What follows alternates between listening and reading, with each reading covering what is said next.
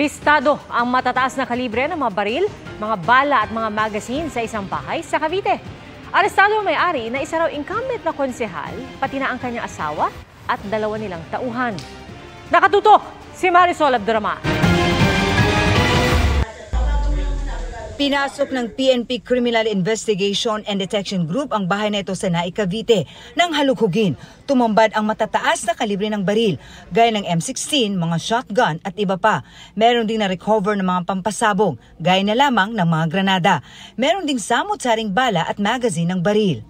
Arestado ang suspect na hindi pinangalanan ng CIDG pero isa raw incumbent na konsehal ng Naik. Arestado rin ang kanyang asawa at dalawa nilang tauhan. Ito po ay konsehal ng bayan ng Naik.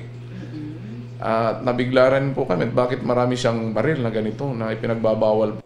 Sinobject sa search warrant ang suspect matapos umano makatanggap ng impormasyon at mga sumbong ang CIDG. Sinusubukan pa naming makuha ang panig ng mga suspect na sumailalim kanina sa inquest. Lalo raw pinaigting ng CIDG ang kanilang operasyon laban sa mga loose firearm, lalo na't posible raw magamit ang mga ito sa darating na eleksyon. Para ma-prevent po yung mga kaguluhan na mangyayari sa darating na eleksyon. Mababawasan na po natin yung mga mangyayaring mga kaguluhan, pang-harassment. Para sa GMA Integrated News, Marisol Abduraman, nakatuto 24 oras. Tinitignan na po ng Foreign Affairs Department ang umano'y illegal na gawain ng ilang diplomat officials kaugnay sa umano'y new model na magpapahupa sa tensyon sa West Philippine Sea. Kasunod po yan ng nauna ng panawagan ng National Security Council na patalsikin ang mga nasa likod nito. At nakatutok si Ivan Mayrina. Kasunod ng paglalabas ng Chinese Embassy ng umano'y transcript ng usapan at pagpayag umano ng Pilipinas sa umano'y new model para pababayin ng tensyon sa West Philippine Sea, mismong National Security Council ang nanawagan noong nakaraang linggo na i-expel o patalsikin ang nasa likod nito. Dahil yan sa paglabag umano sa anti-wiretapping law ng Pilipinas at Vienna Convention on Diplomatic Relations. Ngayon, sabi ng Department of Foreign Affairs o DFA, tinitignan na nila ang umano'y illegal na gawain ng ilang diplomatic officials. Dagdag nito, gagawa ito ng mga kailangang hakbang alinsunod sa mga batas at regulasyon ng Pilipinas. Sabi pa ng DFA, binibigyan man sila ng kalayaan tuparin ng kanilang mga diplomatic duties. Inaasahang susunod sila sa pinakamataas sa pamantayan ng professionalism at integrity. Suportado ng National Security Council ang hakbang. Kung sino yung nagpakalat nung di umano transcript na yon, sa tingin namin, kailangan i-expel ng ating bansa. Kasi nga, pag ikaw ay isang diplomat, una-una kailangan sumusunod ka sa mga batas ng Pilipinas. Pangalawa, ginagalang mo yung Republika ng Pilipinas. Pangatlo, hindi ka nakikialam sa mga internal affairs ng bansa. Ang pagtatanggol sa teritoryo ng bansa, isa sa mga binigyan din ng Pangulo ng pangunahan ng Command Conference ng Philippine Air Force. Dito rin ipinaalam sa Pangulo ang mga plano at panukalang proyekto ng Philippine Air Force. Utos ng Pangulo, palakasin pa ang Air Force para sa pagtatanggol ng soberanya at teritoryo ng bansa. Mas mabigat na responsibilidad naman ang pinaalala ng Pangulo sa 39 na bagong promota general na sandatahang lakas na nanumpa kanina.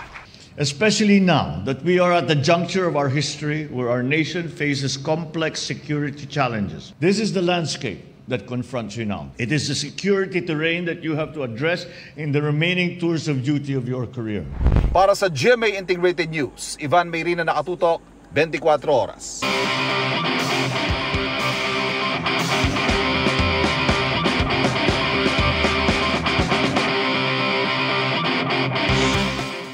Mula sa paglisan sa giyera sa Gaza noong Nobyembre, unti-unting bumabangon ang mga Filipino-Palestinian dito sa bansa.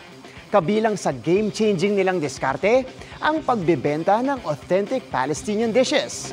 Tara't maki-food trip sa Little Gaza's Kitchen. Sa gitna ng giyera, ilan nating kababayan ang sinundo sa Gaza. Ngayon, ang gusaling ito sa Quezon City ang kanlungan ng 16 na pamilyang Filipino-Palestinian na inilikas. Ito muna ang kanilang Little Gaza. Si Nanay Revelina, mahigit 1 dekada sa Gaza bago nila kinailangang lumikas dahil sa giyera. Nabigla na lang po kami na may sunod-sunod na po na pasabog. Yun naman aking panganay, yung asawa niya, nagmotor siya, pinasabog naman nila, namatay. Nagpapasalamat din kami sa Allah na at least na kahit papano, nandito pa rin kami at maraming tumutulong sa amin. Habang si Nanay Milet, mahigit 3 dekada ng kanilang ipinundar ang nawala. Meron kaming factory ng charcoal, recycling, tapos may mga poultry kami ng chicken. Yung ari-arian namin, yung pinundar namin lahat sa isang iglap nawala kasi dahil lang sa apekto ng gera. Sa gitna ng mapait na karanasan, nagbigay pag-asa ang pagkakabuo ng Little Gaza's Kitchen. Food service ng authentic Arabic dishes na niluluto ng mga kababaihan sa Little Gaza. Una nilang ipinakita sa akin ang pagluto ng traditional Palestinian dish na magluba, na ang ibig sabihin, upside down sa Arabic. Yung chicken, niluto ko na, pero may naglagay na po ng spices. At kung bakit ito tinawag na upside down. Ayan! For dessert, ituturo naman ng Palestinian na si Basma ang layali lubnan. Sweet, we made it in parties, also in Ramadan. Ito yung magluba. Sarap. Malasa yung chicken. Masarap. It's creamy. Must try din ang gidra, or roasted chicken with spiced rice and chickpeas. Musakan rolls or musakan platter. Beef kebab, desserts, at marami pang iba. Na-realize namin na kailangan nila ng daily financial. Ang simpleng lutong bahay, kung ano yung alam nila, ibenta dito para yung mga tao buy for a cost. Alhamdulillah, nakakatulong din sa amin kasi medyo nalilibang kami. So nagkakaroon kami ng konting inspirasyon. Makakapag-order mula sa kanilang Facebook page o di kaya abangan sa susunod nilang bazaar. Sana po ay masuportahan natin sila at dasal na matigil na ang gulo sa Gaza. Para sa GMA Integrated News, ako si Martin Javier. Changing the game! Sa gitna ng mga kwestiyon sa pagkatao ni Bamban Mayor Alice Guo dahil sa mga hindi masagot na tanong sa Senado, nagtanong-tanong ang GMA Integrated News sa mismong bayan niya. Sa records ng COMELEC noon, lumabas na naging rehistradong botante siya noon lang 2021, pero may mga taga roon na nakasalamuha umano siya nung bata pa. Nakatutok si Ian Cruz. Nagparehistro bilang bagong botante si Mayor Alice Guo nang magpatala sila sa COMELEC office sa Bamban, Tarlac noong April 2021. May 30 anyos na noon ang alkalde pero hindi na rin nila tinanong kung bakit ngayon lang siya nagparehistrong botante. Nag-register siya as new voter. Hindi po siya transferee? Hindi siya transferee. Pero hindi niyo po ba natanong na bakit ngayon ka na nagparehistro? Hindi na namin tinanong yan. Kompleto raw sa hinihinging requirements si Guo, kaya tagumpay siyang naging botante ng Bamban mahigit 1 taon bago ang eleksyon 2022. Passport at saka proof of billing. So pasok na po yun? Pasok yun, oo. Kasi may mga pwede silang i-present na documents para patunayan na taga rito sila, pero isa lang ang kukunin namin doon. Pero siya 2 ang pinresent niya. Yun ang passport at proof of billing. Nang mag-file ng kanyang certificate of candidacy si Guo, wala rin naman daw naghain ng diskwalifikasyon sa kanyang pagtakbo bilang mayor ng Bamban, katunggali ang 6 na iba pang kandidato. At kahit hindi kalakihan ang lamang na boto ni Guo sa sumunod sa kanyang kandidato, wala naman daw naghain ng protesta. More or less 500. Pero dyan din, wala namang, kahit ganong ka-close yung laban, wala namang nag-file? Walang nag-protest, walang nag-file ng protest. Sa Senado, kasama sa ipinatawag si Mayor Guo sa investigasyon sa ni-raid na Pogo Hub sa Bamban. Doon inusisa ni Senadora Risa Ontiveros si Guo kung talaga nga bang isa siyang Pilipino, lalo't 17 years old na siya nang ipalate register ang kanyang birth certificate. Wala raw official record ayon sa Senadora na magpapatunay na mulat sa pool, Pilipino si Guo.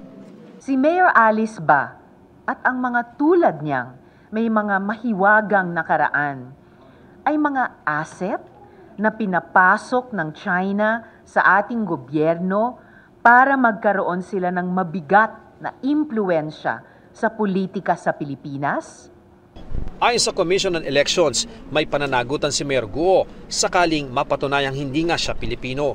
kung mapapatunayan na hindi naman pala talaga siya Filipino citizen, ay siya po ay pwedeng maging liable o makasuhan ng perjury.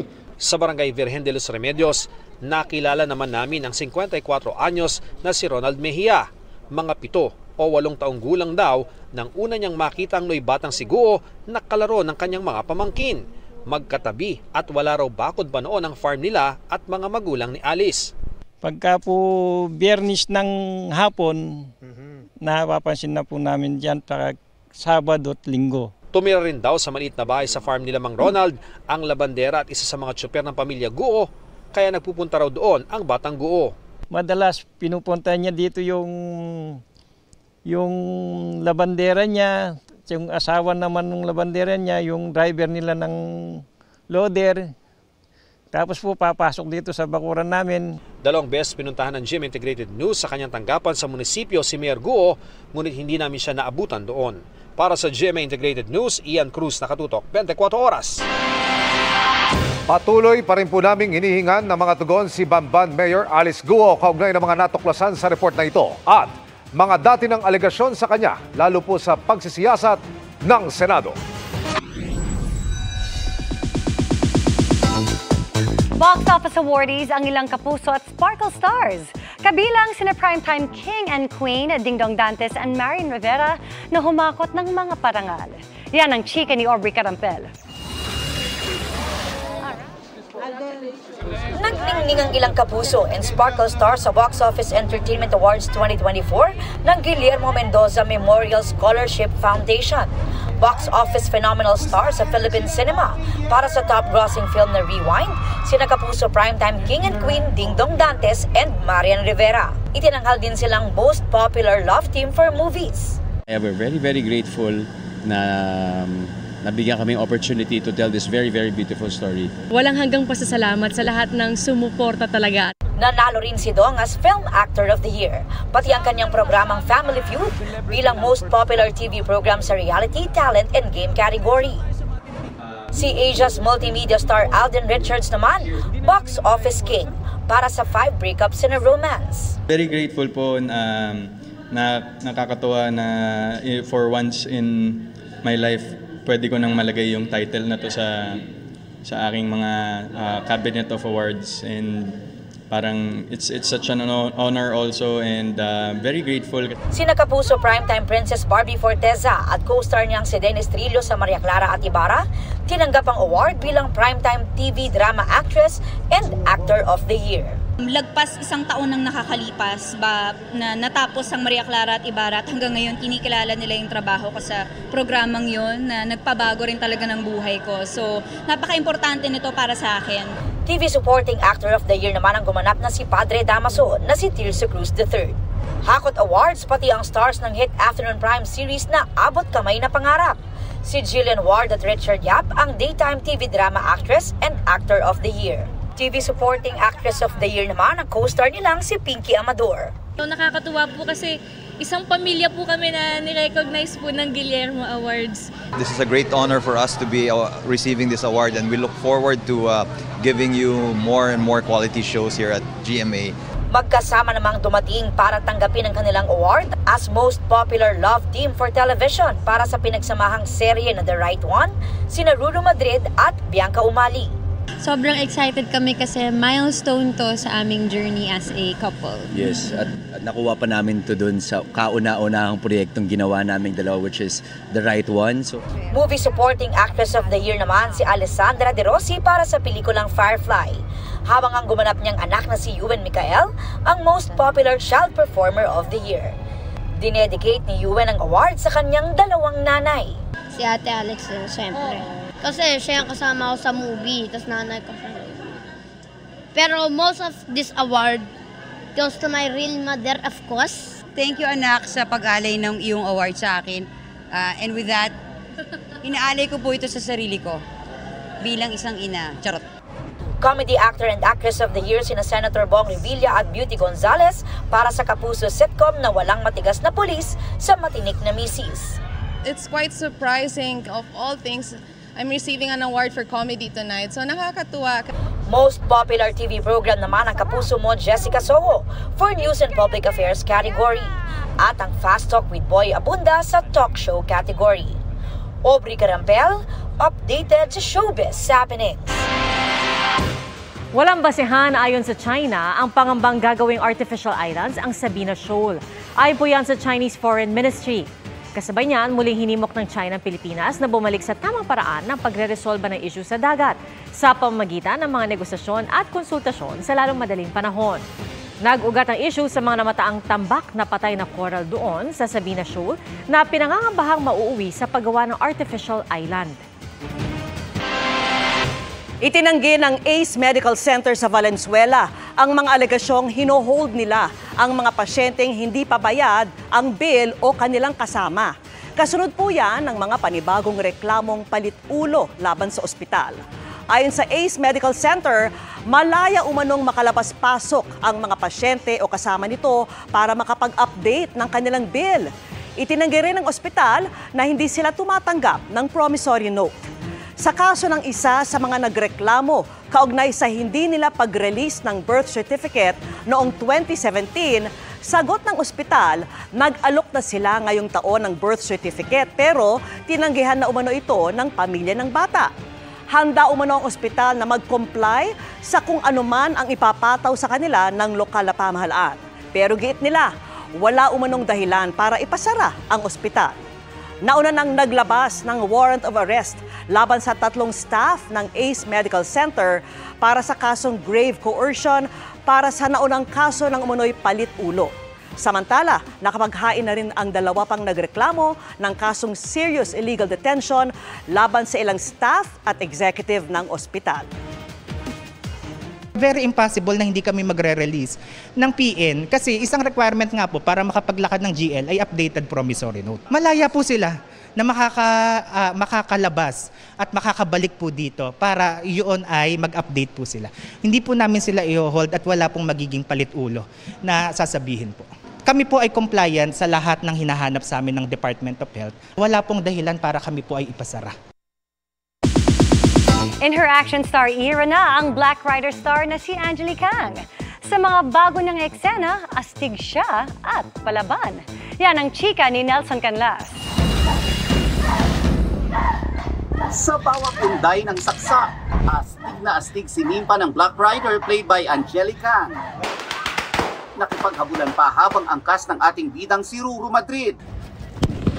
Ang first time daw na pagsabak sa action, labis niyang ikinatuwa. Because she took sexy to a whole new level. Challenging siya. Ibang feeling siya na masarap sa feeling na nakakagawa naman ako ng ibang projects.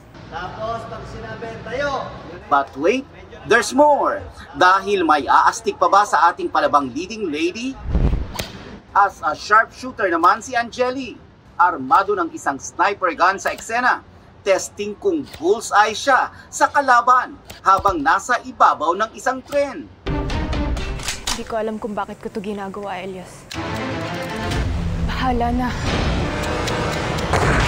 Abangan ang mga kapanapanabik na maaaksyong eksenang ito sa muling pagsabak ni Black Rider.